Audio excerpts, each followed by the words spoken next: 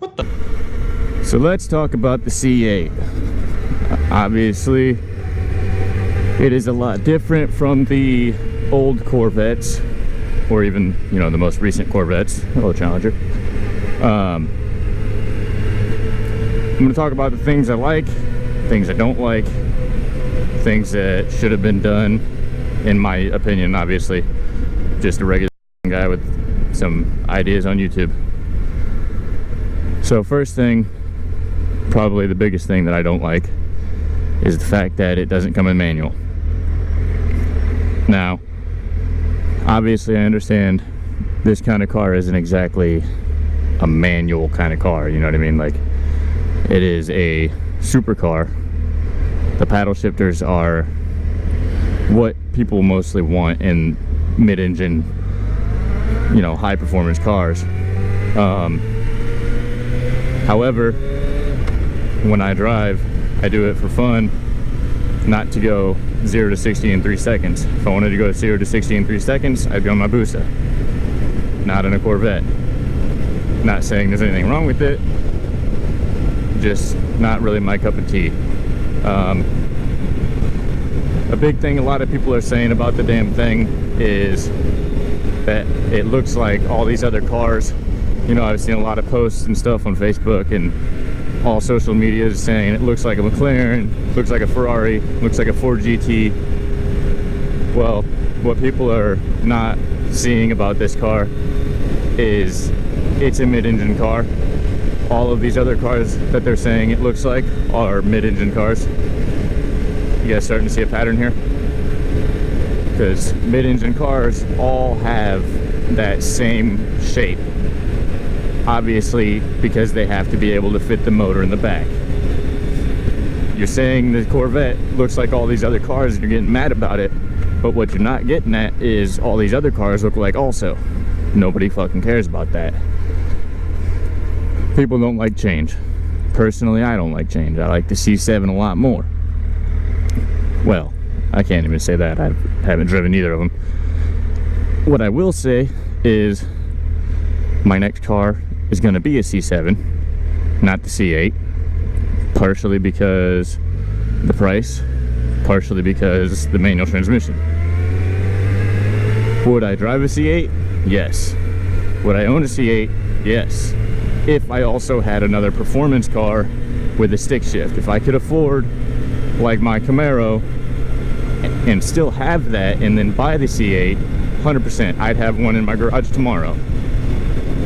But as far as having, like, you know, my daily driver and then a car that's fun to drive on top of that, being the C8, probably not, just because of the paddle shifters.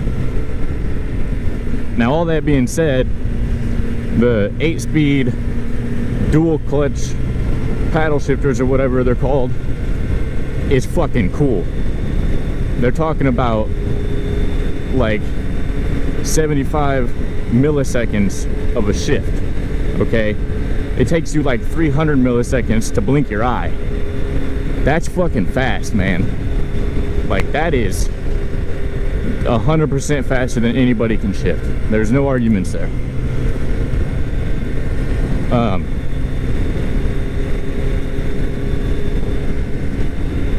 That being said, oof, that one sent me a little bit. Another thing people are complaining about is the 495 horsepower.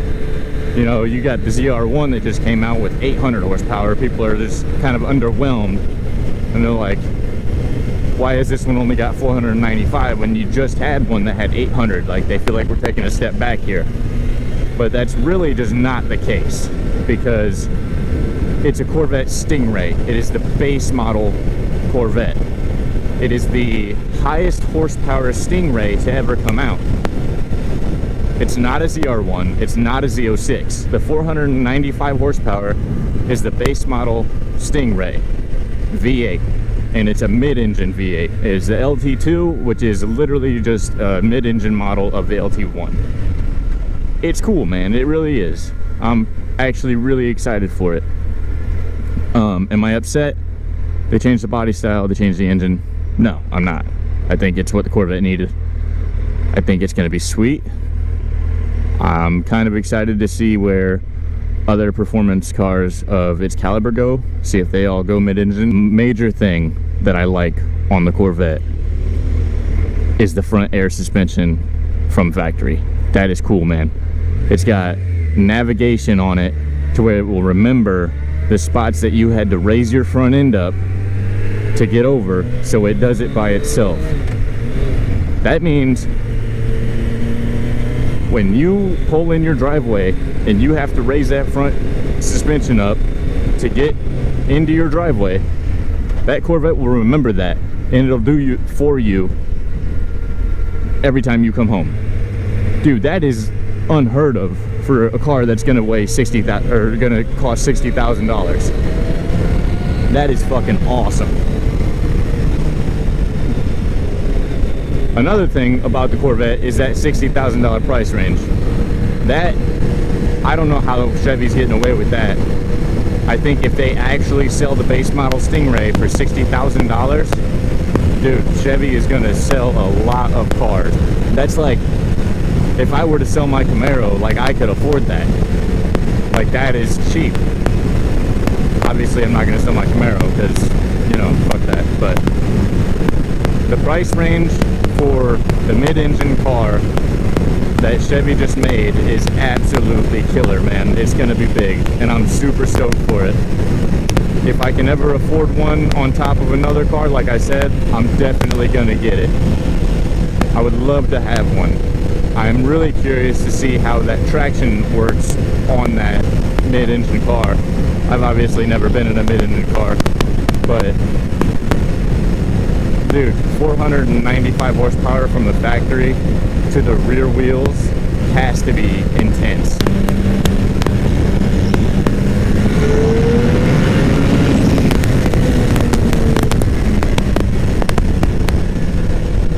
Now I just got to make my boost it faster so it'll keep up with it.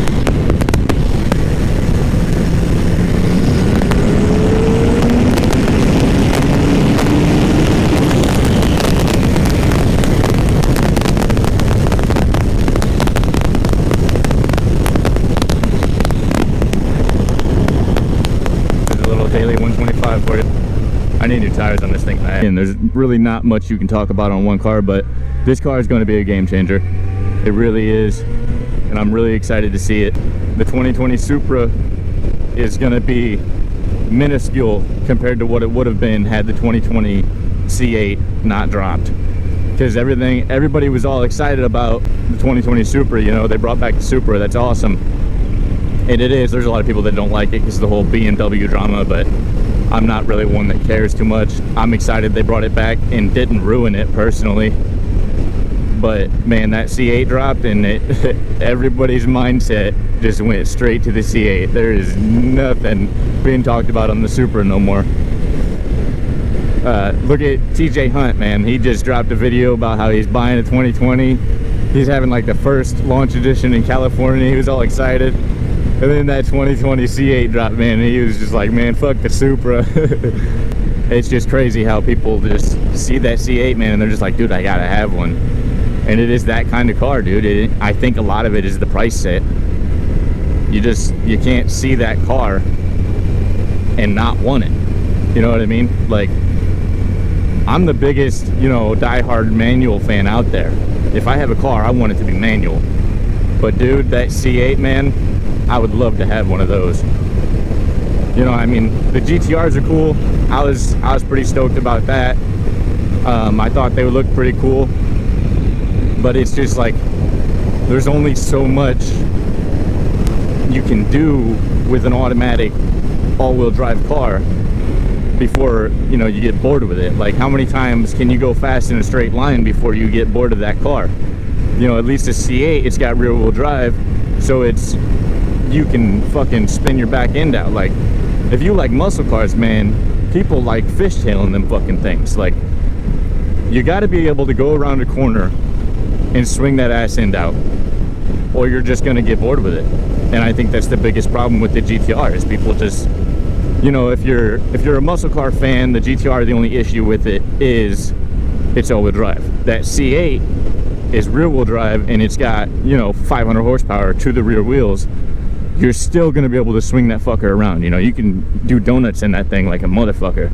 And again, the biggest thing about this car is the fact that it is $60,000 base model. That is crazy, dude. That is so exciting. I have to go slow here because there's gravel. All right. There's also a lot of deer up here, so I'm not gonna go 100 up here because it's kind of sketchy. Plus, again, I'm sliding all over the fucking place with these tires. It's kind of sketching me out, but oh well. I'll get some new ones. Sorry if I get off track at all. I'm a little fucking scatterbrained. I also woke up at 3 a.m. this morning, so lack of sleep happens. But let's face it, I'm fucking all over the place anyway. Just get used to it. Subscribe, love me for it. It's whatever. I'm really curious to see. Obviously, this car is it's a Corvette. You know, it's not going to be drag racing based. I mean, people drag race their Corvettes, but it's a track car. Let's face it, man. It is a supercar. It's going to be built for handling, and it's going to be awesome. But okay, there's a big but there. That 0 to 60 in under 3 seconds is like I said, Hayabusa fast. Like, I'm pretty sure the specs on my bike say like 2.93 seconds for 0 to 60. Like, under 3 seconds for a 3,200 pound car, I think they said it weighed. Dude, that is fast. Again, the car's only got 500 horsepower, but that's a lot of horsepower for what it weighs. I mean, look at motorcycles. They're only fast because they're 500 pounds, 400 pounds. Like, this car, I think, with a full tank of gas is like 530 pounds or something like that. And it's got, I think, 170 horsepower stock, but it'll do 186. I mean, it's fast because of its weight. Oh yeah, this is my first motovlog, by the way. I finally got my mic hooked up. I was pretty excited about it. Even if I did pay $200 for an adapter, because everybody bought them and then sold them for higher prices. Hopefully the wind noise isn't too bad. Like I said, my mic's all the way up by the visor, so it really shouldn't have a whole lot of wind, but it's pretty windy out today, so you might have more than I would like. This topic has been touched on a lot, the C8 Corvette. So I know I'm kind of getting late to the game. It's been a couple days, but again, I didn't have a mic to motovlog, and I wanted to save this topic for a motovlog, so I wasn't just sitting in my kitchen talking about a car.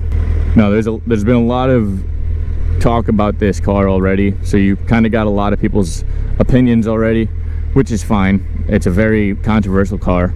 A lot of people hate it, a lot of people love it.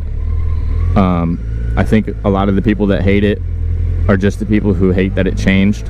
I will say that the C8 might be one of my favorites, but it probably would be if it came in a manual, man. If the C8 was a manual car, I wouldn't even fucking like hesitate. It'd be #1 favorite car of all time, and that's without driving it. I think my front tire's a little low. I think that might be why I'm feeling a little weird. I don't know yet. I'm gonna head to Sean's work and hand him a SD card adapter because he doesn't have one. He needs help sometimes. Hopefully this vlog isn't too long of me just rambling on. Trying not to make too long of vlogs because I don't want you guys getting bored, because that's a big problem I think I have. I get bored with videos really fast. You know, after like 10 minutes it's just like enough. Unless it's Do It With Dan. I can watch Do It With Dan for hours. Anyway, I'm gonna go give Sean this fucking micro SD thing. Ooh, there's a lot of people riding out. I gave him a wave. I still have my turn signal on because I'm a fucking scrub. Shit happens.